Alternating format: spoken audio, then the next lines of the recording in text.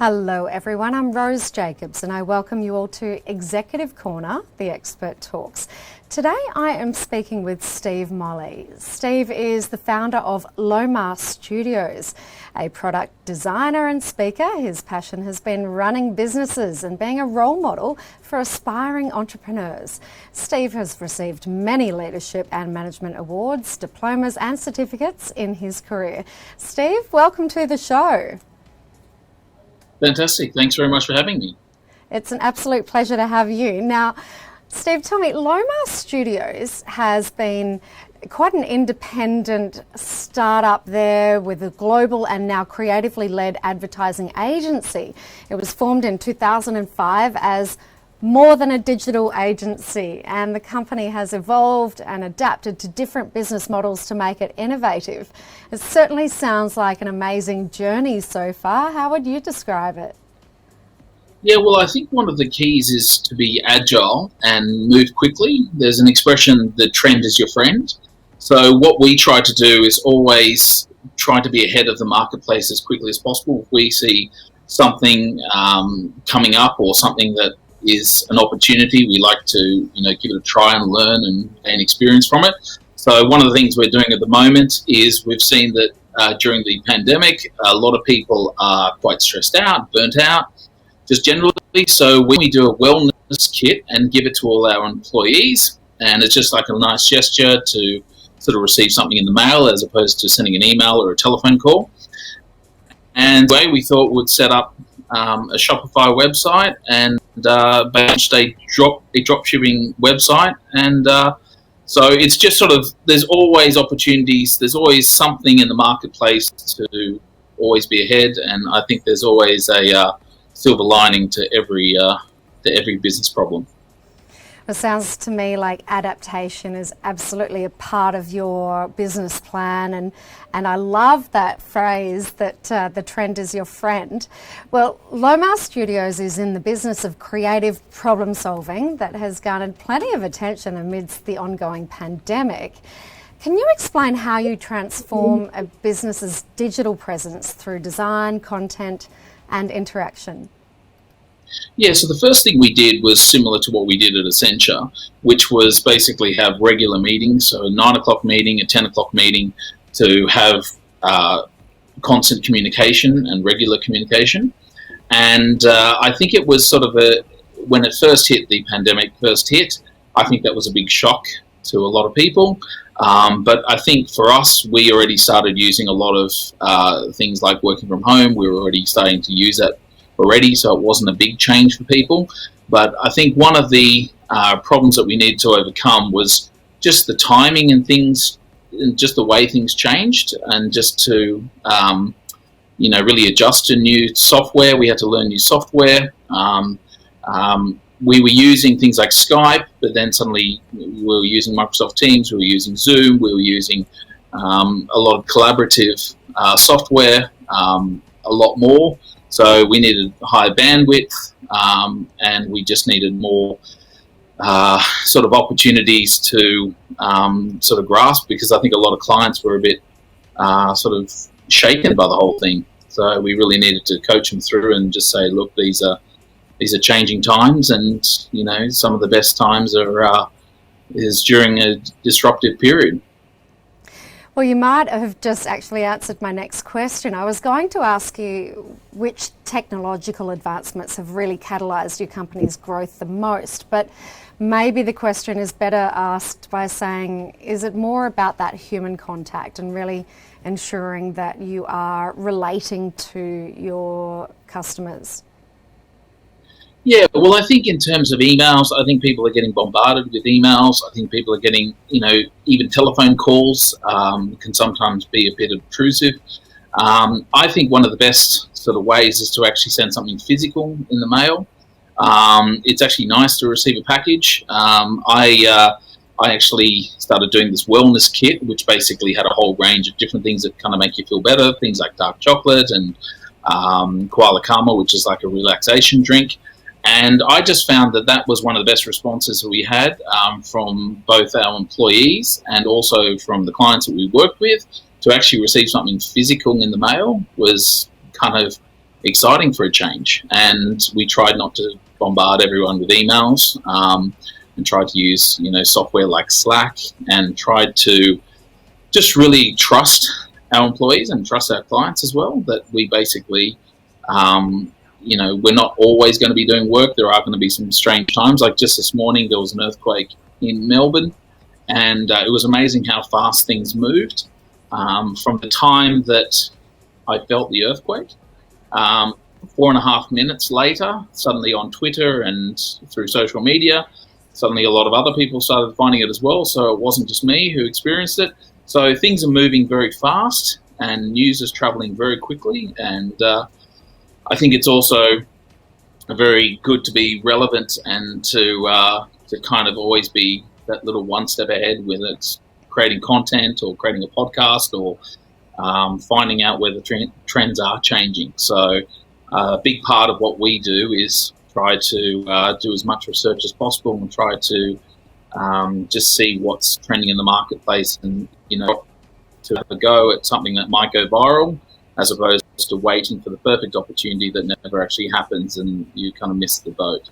Yeah, I hear exactly what you're saying. So that's actually quite fascinating. You literally personally felt the effects of the earthquake this morning. Did that rattle you? No, it was actually, it was strange. Like I knew it was an earthquake. I've experienced an earthquake before when I was in Los Angeles, and it was exactly the same as that. It was probably a little bit bigger when I was there in LA. It was a bit of a bigger one, but it was the exact same one. And for the first 5 seconds, it was quite intense, and then the next 5 seconds wasn't really that bad. It was sort of almost like a massage type sort of feeling. But yeah, you still get a little bit of a shock. And I was actually saying to one of the people that I work with, I said, "That's an earthquake," and he said, "No, it's not." I said, "It is. Trust me." Yeah. So for the next couple of minutes, I was trying to Google search and just check if was I right or not. Yeah. Well, thankfully, no injuries there. But perhaps this leads on to the next question as well. Would you find that with any rapid emerging event or change in the culture or lifestyle or climate, our remote and freelance workforce needs to rapidly grow, and teamwork and productivity are really top of mind?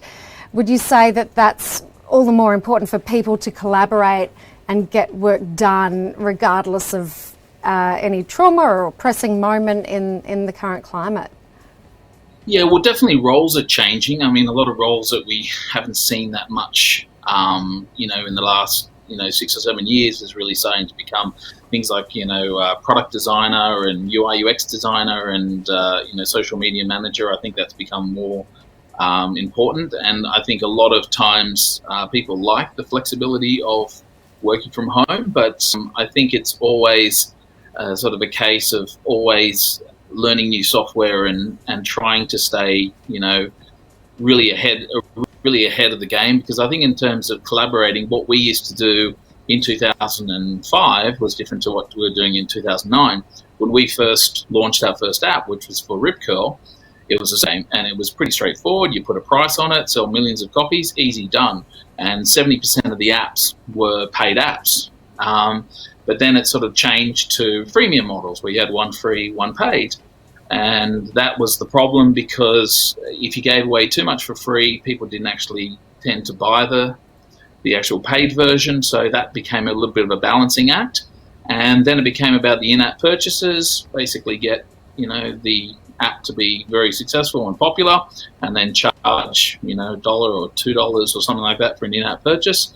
And now it's all about subscription, and I think that's here to stay. I think subscription models is really where everyone needs to get into. I think, gyms work like that, banks work like that, and pretty much a lot of these successful apps on the App Store work on a subscription model. So things like Netflix, to just charge that monthly fee, everyone's got, a couple of bucks, but it's a bit of a case of do they have, $600 or do they have $50 a month? So would you say that user interface design is like the modern day equivalent of in-store visual merchandising as we transact and do business more often online? And perhaps you can share with us a couple of UI or UX design trends that are making waves this year. Yeah, sure. So, I mean, I think the mobile phone is most valuable real estate. I think your app store or your app icon is, crucial to your presence, and every pixel on that screen is valuable. So, you really want to maximize exactly what the problem is you're trying to solve, and solve it for the customer as quickly as possible. So, if it's a weather app, you want to probably find out where the weather is at the location you're at straight away. And because most countries use Celsius, maybe just have that as standard, and then put all the other stuff in the settings. So in regards to design trends, there's a trend going around which is called glass morphism. And that's sort of clean and clear. You'll see a lot of fintech companies using it, and that's sort of like a frosted glass look. I think it's always good to incorporate a dark UI version to your app or to your website. I think it's always nice to actually have that ability to have to be able to do it in both. A lot of other trends are things like animations, like animated illustrations are very popular at the moment. Big bold text is always good, but it's really getting down to just basic at the moment. It's about building a good presence, building authenticity. Try to make things as organic as possible, and try to be as true to yourself as possible. I think if you're going to do a podcast, do a podcast on something that you're very passionate about and you're very familiar with, and really stick to knitting, as they say.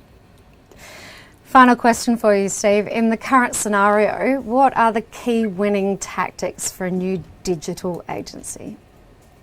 I think it's always important. There's a lot of noise going on, and I think it's important to have your blinkers on and really just to stay focused on what your goal is and what you're trying to achieve. There's a lot of things that you think maybe this is a good idea, maybe it's not. I think it's really good to just try it 100% and then just don't touch it again. So let's say with the Shopify website that we're doing at the moment, we said, okay, we've got a day, let's sit down, let's smash this out, and let's do the best product we possibly can. Let's do it one product.